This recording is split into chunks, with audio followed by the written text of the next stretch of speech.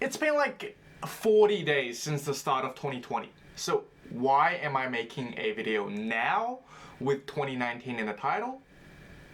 Well, because it's the start of the year and no games are coming out. So there's literally no videos to make. I'm running out of ideas.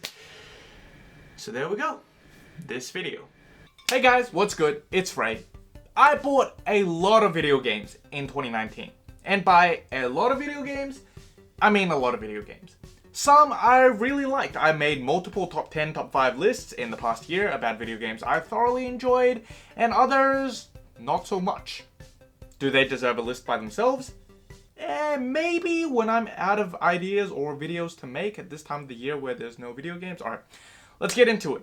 This list, I will bring out 5 games I personally didn't enjoy and or I regret buying in 2019. And again, don't take my words for granted.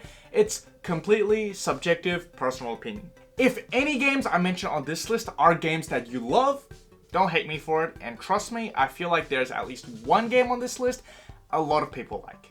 So with that said, let's get started.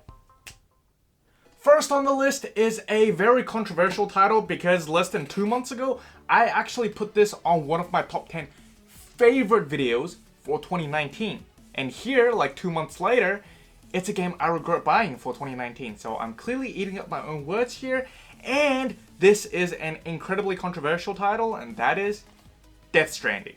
The topic on Death Stranding has always been a controversial topic in 2019 in the industry of video games. People seem to have either hated it or absolutely loved the game. 2 months ago when I made my top 10 video, I was neutral leaning towards positive on this game, but having progressed a bit more over the past 2 months, I would have to say my opinions have changed on this game towards neutral leaning slightly negative. Previously, when Reddit stormed this game and called it Amazon Prime Simulator, I was like, yeah, well, I do understand where you're coming from, you do deliver parcels, but it's a big world, there's a lot more to do than delivering parcels. So I don't totally agree with the idea of calling this game an Amazon Prime Simulator because I feel like that's not explaining the game in a nutshell. But having played another around 15 hours between this video and the previous video, I would have to say it kind of does explain this game in a nutshell.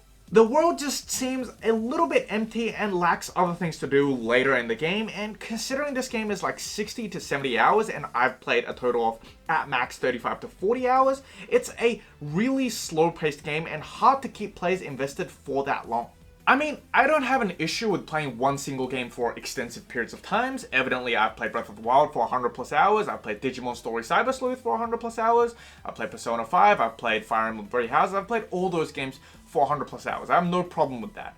But with Death Stranding, I just don't see how the game can keep me invested with its, I guess, daily routine and this whole parcel collection thing, especially when I'm only 35 to 40 hours in, and this game, I mind you, the correct length of this game, the length the game developers want you to experience with this game is 60 to 70 hours. I just don't see how this game, which is incredibly slow paced, can do that for a lot of gamers that's especially into fast-paced hack and slash action or action-based RPG titles, like me personally.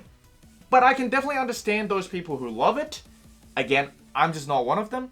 Totally subjective. Don't hate me for this. The second game I'm going to put on the list honestly kind of breaks my own heart because if you've been following the channel for a while, I'm a huge Marvel fan, and by that I mean a huge Marvel fan. I watch every single MCU movie, I play every single video game with any Marvel character in it, and Marvel's Spider-Man is one of the few games where I've 100%ed the whole game, got all the trophies, and 100% of the DLC. That's pretty insane for someone like me that plays all sorts of different video games all day long. But yeah, the second game on the list is Marvel Ultimate Alliance 3, which honestly was such a disappointment after being excited that when this game was announced, I went to play Marvel Ultimate Alliance 2 and it was a really good game. So I had huge expectations for Marvel Ultimate Alliance 3 and it just did not turn out the way I wanted it to. The battle mechanism was, in short, incredibly boring, especially later down the road. And my biggest problem with the game is the camera angle with the multiplayer. If you want to play the game by yourself, it's fine. I'll just experience all my favorite Marvel heroes, and that's kind of that. It's boring, yes, it's not the worst game ever.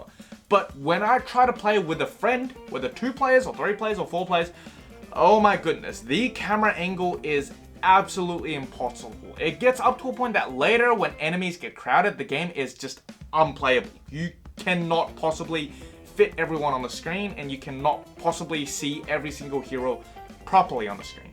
It's a really big issue, and I blame the optimization of this game for that. So huge letdown for me, I guess, because I had so much expectations in Marvel Ultimate Alliance, the series. So yeah, second game I regret buying in 2019, this one.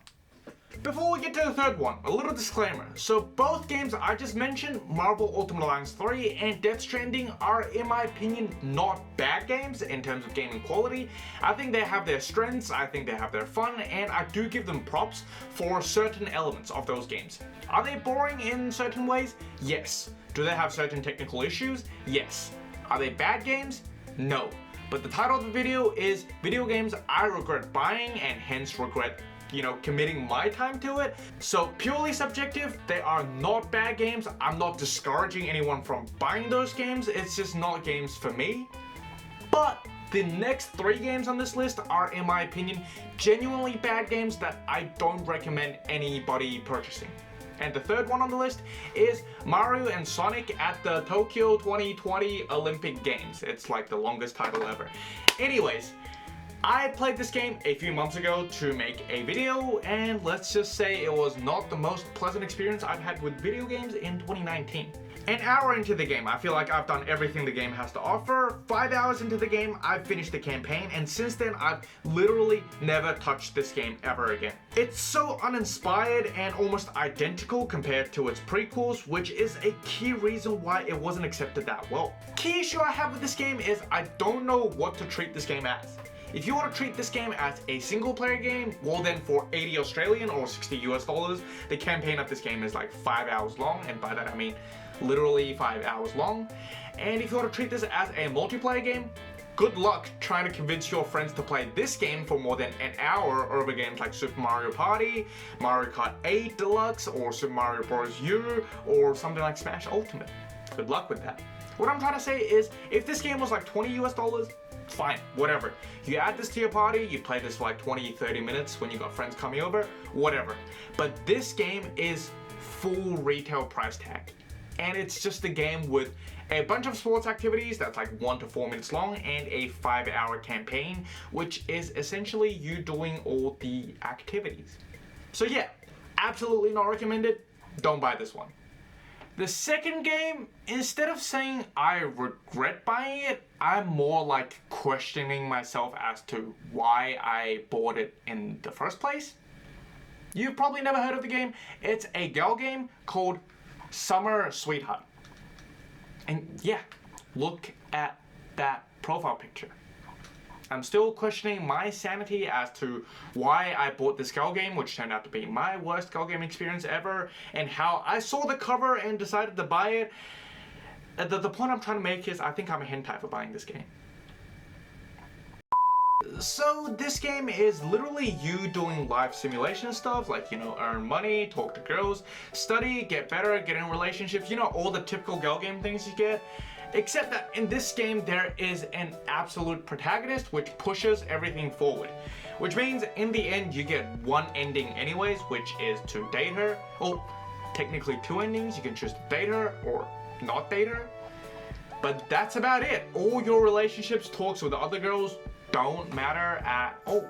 What's more frustrating is I bought this game for like 30 Australian dollars on the Australian eShop.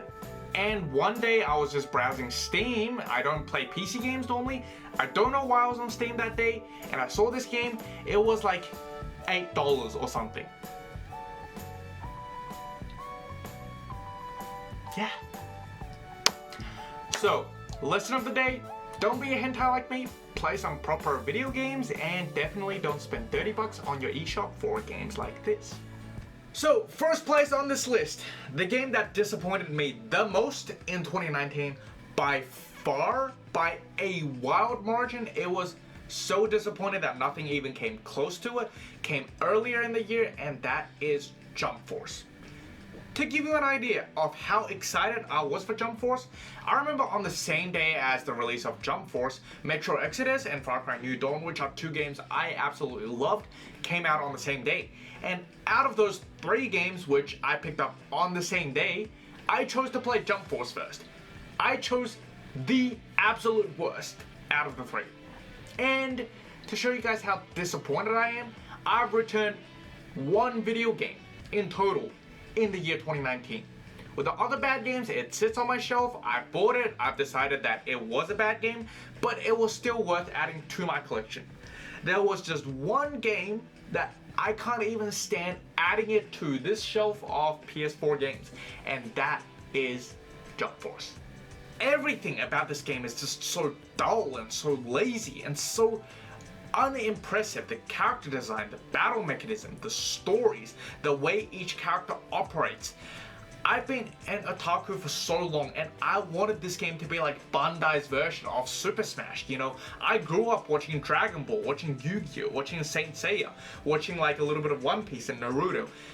I loved all those animes, and seeing them come together, I was like, oh my goodness, this was going to be a dream come true. And it was not a dream come true, it was more like a tragedy coming true.